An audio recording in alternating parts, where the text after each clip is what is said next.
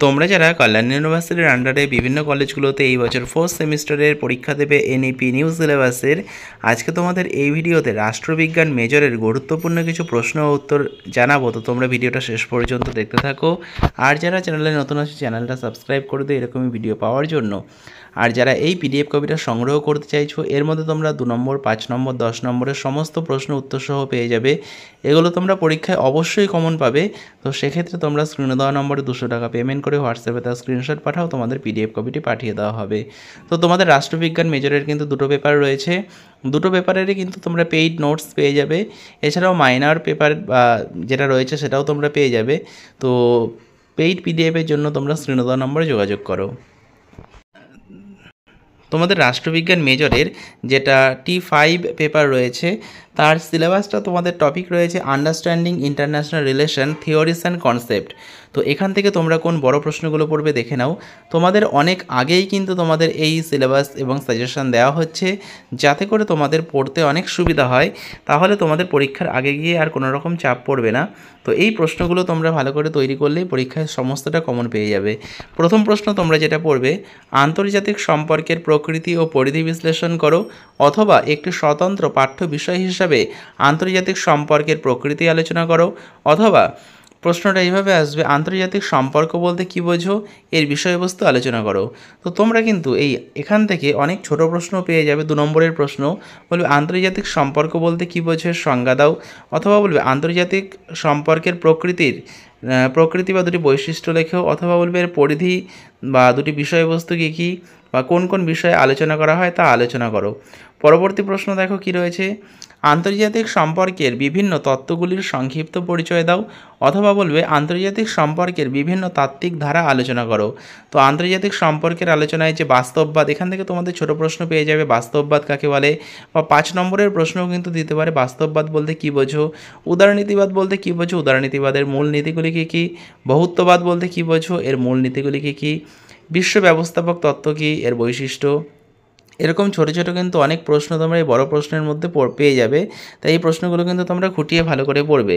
পরবর্তী প্রশ্ন দেখো, ক্ষমতা বা শক্তির সংজ্ঞা দাও, ক্ষমতার প্রকৃতি বিশ্লেষণ করো, কার শক্তিকে কটি ভাগে ভাগ করেছেন, আন্তর্জাতিক রাজনীতিতে ক্ষমতার গুরুত্ব ব্যাখ্যা করো। এটাও কিন্তু তোমরা একই রকমভাবে শক্তির সংজ্ঞা, শক্তির বৈশিষ্ট্য এরকমভাবে ছোটো ছোটো প্রশ্ন হিসেবে পেয়ে যাবে। তো এছাড়াও কিন্তু তোমরা এই পিডিএফের মধ্যে অনেক ছোট প্রশ্ন পেয়ে যাবে, যেগুলো খুবই ইম্পর্ট্যান্ট, বিভিন্ন পরীক্ষায় এসেছিলো, সেই প্রশ্নগুলো এই পিডিএফের মধ্যে রাখা হয়েছে। তাই তোমরা যারা এই পিডিএফ কপিটা সংগ্রহ করবে বলে মনে করছো, তোমরা স্ক্রিনে দেওয়া নম্বরে 200 টাকা পেমেন্ট করে হোয়াটসঅ্যাপে তার স্ক্রিনশট পাঠাও, তোমাদের এই পেইড নোটসটি পাঠিয়ে দেওয়া হবে। পরবর্তী প্রশ্ন রয়েছে দেখো, আন্তর্জাতিক সম্পর্কের ক্ষেত্রে শক্তি বা ক্ষমতার উপাদানগুলি বিশ্লেষণ করো, অথবা ক্ষমতার মূল উপাদানগুলি আলোচনা করো, অথবা বলবে জাতীয় ক্ষমতার মূল উপাদানগুলি আলোচনা করো। তোমরা কিন্তু এই চ্যানেল থেকেই বিভিন্ন বিষয়ের এরকম পেইড নোটস পেয়ে যাবে, প্রশ্ন উত্তর সহ।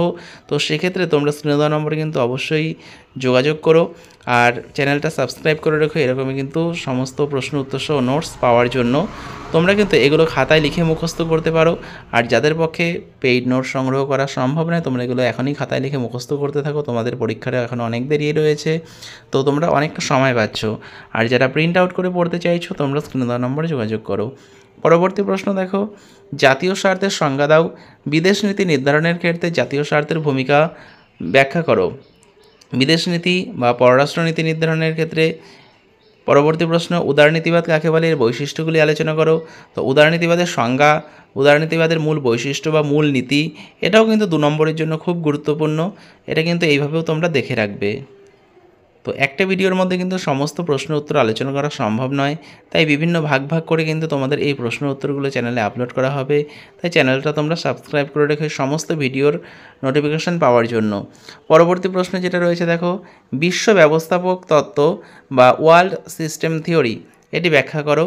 তো এখান থেকেও ছোটো প্রশ্ন হিসেবে তোমরা পেয়ে যাবে যে বিশ্ব ব্যবস্থাপক তত্ত্বের প্রবক্তাকে। পরবর্তী প্রশ্ন, আধুনিকীকরণ ও নির্ভরশীলতা তত্ত্বের মধ্যেকার পার্থক্য লেখো। নির্ভরশীলতা তত্ত্বের বৈশিষ্ট্যগুলি আলোচনা করো, অথবা প্রশ্নটা এইভাবে থাকবে, আধুনিকীকরণ ও নির্ভরশীলতা তত্ত্বের মধ্যেকার পার্থক্য লেখো, নির্ভরশীলতা তত্ত্বের বৈশিষ্ট্যগুলি আলোচনা করো।